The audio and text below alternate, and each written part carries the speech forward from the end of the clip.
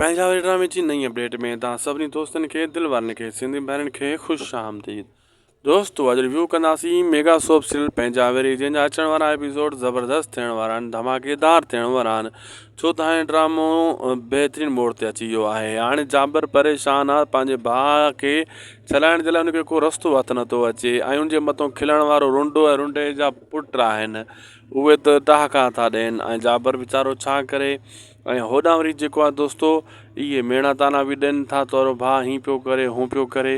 हाणे असल में दरअसल मसइलो हे आहे त सांवल कासिम थी पुॼी वेंदो, जंहिं हमरा मोटरसाइकिल ते खणी वियो हुयो उन खे पकिड़े करे तेसीं ताईं आहिस्ता आहिस्ता पुॼी वेंदो, उन खे पकिड़े ईंदो।